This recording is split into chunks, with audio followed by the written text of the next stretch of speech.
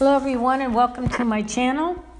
I'd like to share with everyone some spiritual information channeled from Archangel Michael where he describes angels, and I do hope you enjoy it. Alright, I'd like to begin. Let me describe for you how angels are known and ranked in the kingdom of heaven.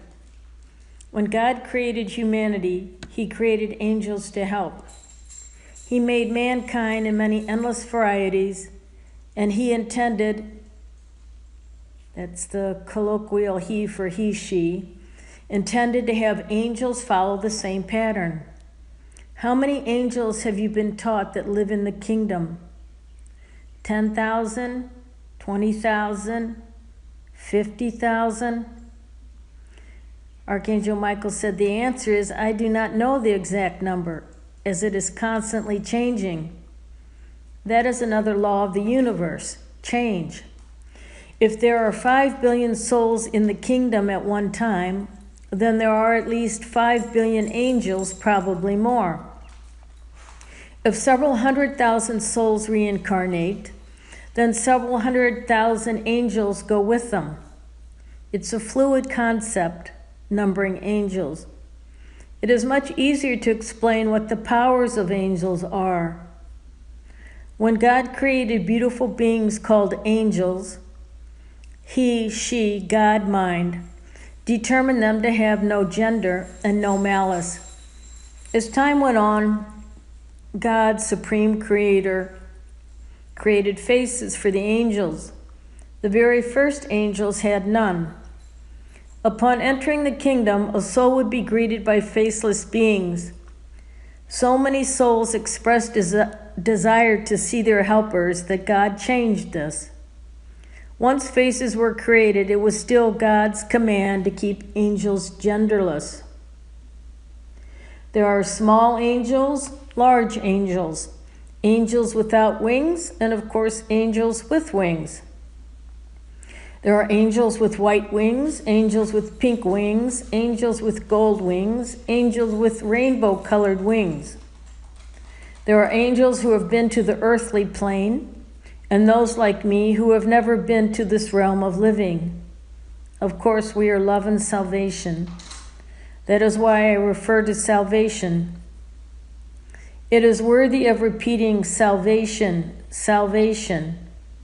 We were created to save humanity, and this we do when called upon, with great love and gratefulness in our hearts. You may ask what some of the powers of angels are, and I will tell you this.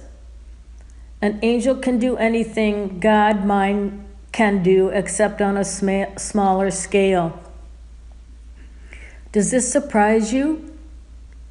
It should. The archangel said. It surprised me.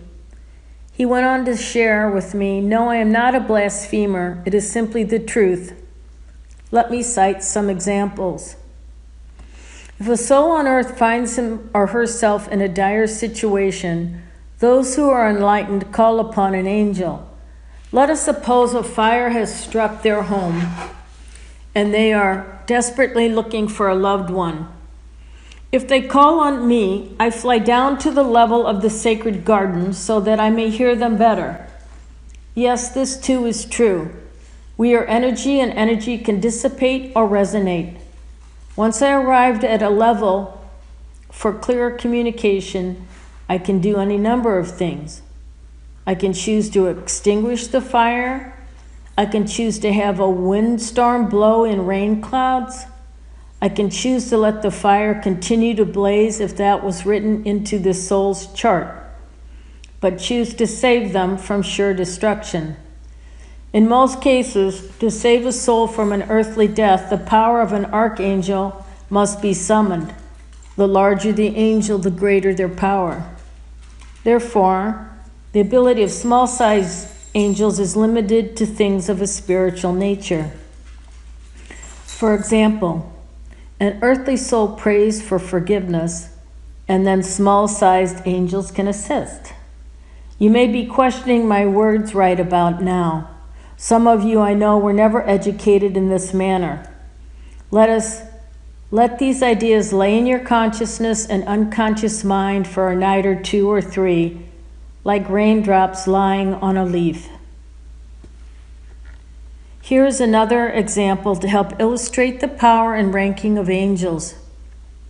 Smaller-sized angels are also known as fairy spirits. Let us suppose that a soul living on earth makes a mistake, a huge mistake in the eyes of my God. For your understanding, if they call upon a fairy spirit, they normally will not witness a change major enough to correct the sin. That is why when a soul sees no change or improvement in an ungodly situation, they begin to question the power and reason of my God. Yes, charts have been written, charts are being amended, yet some lessons must still be learned in the older soul charts. Remember also that angels can change a chart, but only if the angel is of high enough ranking to do the job. Now you may be thinking that this is excessively complicated for spiritual solutions, summoning the proper ranking angel. To this I would agree. The universe normally does this for you. I will and have come to the aid of many a soul without being called by name. However, it does expedite the message if my name is spoken aloud.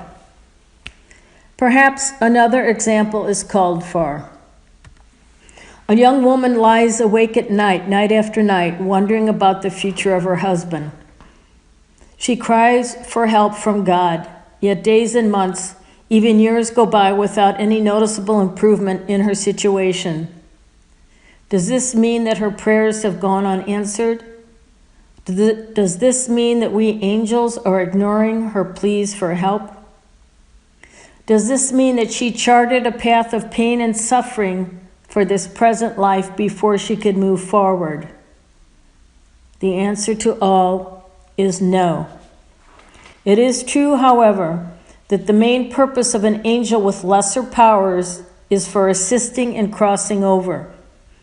In addition, there are entire legions of medium-sized angels called mercenaries who are powerful.